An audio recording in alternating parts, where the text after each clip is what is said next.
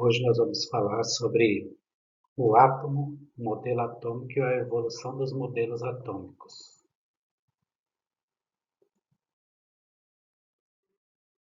São três os modelos atômicos vistos até hoje. A evolução deles acontece da seguinte maneira.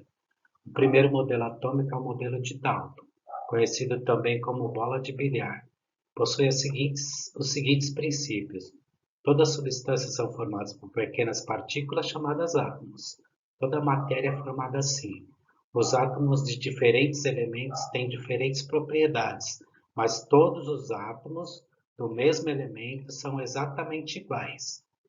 Os átomos não se alteram quando formam componentes químicos, permanecem sempre da mesma forma. Os átomos são permanentes e indivisíveis, não podendo ser criados nem destruídos. E as reações químicas correspondem a uma reorganização de átomos dentro das moléculas. O segundo modelo atômico é o modelo de Thomson. O modelo de Thomson foi assim determinado. O Thomson foi o primeiro a realizar divisibilidade do átomo, ao pesquisar sobre raios catódicos. O físico inglês propôs esse modelo, que ficou conhecido como modelo de pudim, ou de pudim de ameixa. Ele demonstrou que esses raios podiam ser interpretados como sendo um feixe de partículas carregadas de energia elétrica negativa, no caso, os elétrons, quer dizer. Em 1887, Thomson sugeriu que os elétrons eram um constituinte universal da matéria. Ele representou as primeiras ideias relativas à estrutura interna do átomo. Thomson indicava que os átomos deveriam ser constituídos de cargas elétricas positivas e negativas, distribuídas uniformemente, ou seja, o valor de carga elétrica dos elétrons seriam iguais aos do próton. Cada carga positiva igual à carga negativa de um átomo. Ele descobriu essa mínima partícula e assim estabeleceu a teoria da natureza elétrica da matéria.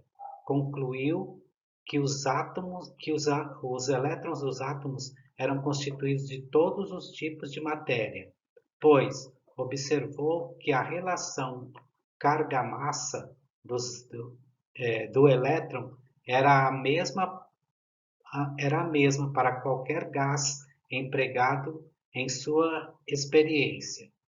Em 87, Thomson tornou-se reconhecido como o pai do elétron. Então, ele foi responsável pela descoberta do elétron no átomo. Porém, ele ainda indicava que poderia existir outras partículas, no caso aí, prótons e elétrons. Depois, em 1911, o físico neozelandês Rutherford colocou uma folha de ouro bastante fina dentro de uma câmara metálica. Seu objetivo era analisar a trajetória de partículas alfa a partir do obstáculo criado pela folha de ouro. Então, folha de ouro nós sabemos que ele é um condutor de eletricidade bem grande, então ele ficou observando, fez observações para ver a trajetória dessas partículas, que ele chamou de alfa. Nesse ensaio de Rutherford, ele observou que algumas partículas ficavam totalmente bloqueadas, outras partículas não eram afetadas, mas a maioria ultrapassava a folha sofrendo desvios. Segundo ele, esses componentes podiam ser explicados graças às forças de repulsão elétrica entre essas partículas.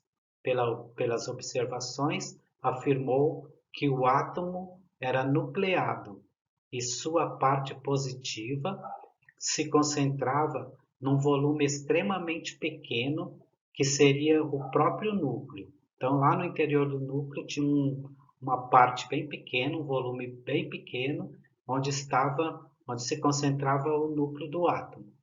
O modelo atômico de Rutherford, conhecido como modelo planetário, porque os elétrons giram em torno do núcleo, parecendo o, o nosso sistema solar, onde o Sol é o centro e os planetas giram em torno. Então,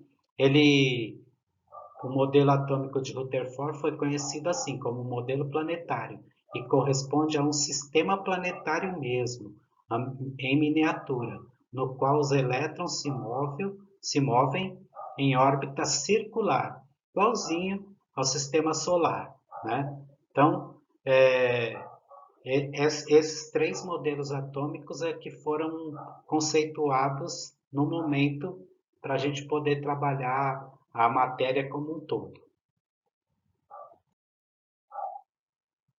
Aí nós temos aqui 4 modelos atômicos, onde um se encaixa no outro: o modelo atômico de Dalton, o modelo atômico de Thomson, o modelo atômico de Rutherford e a união dos dois, que é o quarto modelo, que é o modelo atômico de Rutherford-Bohr.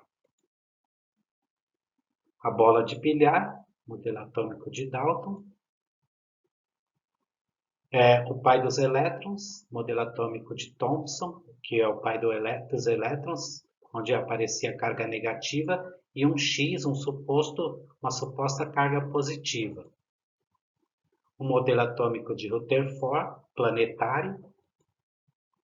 E agora o modelo atômico de Rutherford-Bohr, onde nós podemos já observar algumas camadas eletrônicas.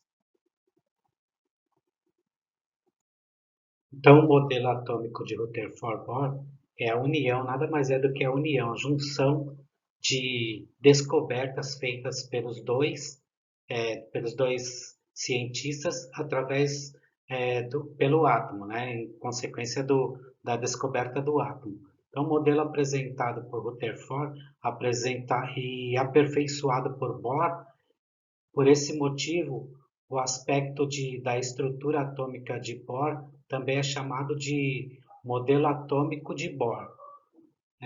Esse modelo ele segue algumas teorias, né? Então, a teoria do físico dinamarquês Niels Bohr estabeleceu as seguintes concepções atômicas: os elétrons giram ao redor do núcleo e não giram ao acaso, mas descrevem órbitas determinadas, ou seja, circulares, sempre circulares. 2. O átomo é incrivelmente pequeno. Mesmo assim, a maior parte do átomo é espaço vazio. O diâmetro do núcleo atômico é cerca de 100 mil vezes menor que o átomo todo. Os elétrons giram tão depressa que parecem tomar todo o espaço do átomo. Terceiro, quando a eletricidade passa através do átomo, o elétron pula para outra órbita maior e seguinte, voltando depois à sua órbita usual. Quarto, quando os elétrons saltam de uma órbita para outra, resulta luz. Bohr conseguiu prever os comprimentos de onda a partir da constituição do átomo e dos saltos dos elétrons de uma órbita para outra, o salto orbital dos elétrons.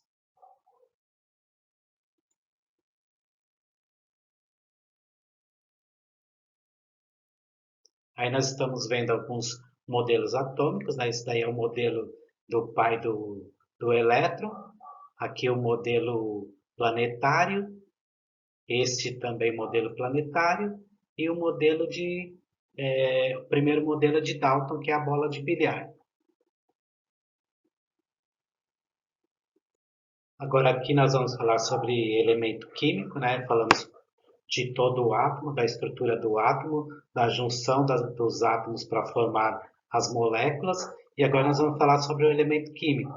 Elemento químico é uma substância feita de átomo de um tipo. Existem cerca de 82 elementos químicos que ocorrem naturalmente e cerca de outros 31 elementos químicos criados artificialmente, como lista na tabela periódica. Aqui tem um modelo básico de tabela periódica, onde nós podemos ver aí todos os elementos químicos colocados e as colunas desses elementos e as famílias nós vamos ver agora nessa outra tabela periódica, onde apresenta a legenda. Cada coloração é uma família, é uma constituição de elementos químicos. Esta finalização da aula, né, para nós podermos partir para um outro assunto ainda dentro da constituição dos átomos e matérias e elementos químicos. A próxima aula, então, nós vamos falar sobre a reação. Juntamos tudo, formamos elementos, agora vamos juntar esses elementos químicos para formar as substâncias químicas como um todo. Tá bom? Espero que tenha ajudado aí vocês do nono ano, dos nonos anos, a entenderem um pouquinho mais sobre átomos, moléculas, elementos químicos e agora daqui para frente reações que vão formar as substâncias. Obrigado, até a próxima.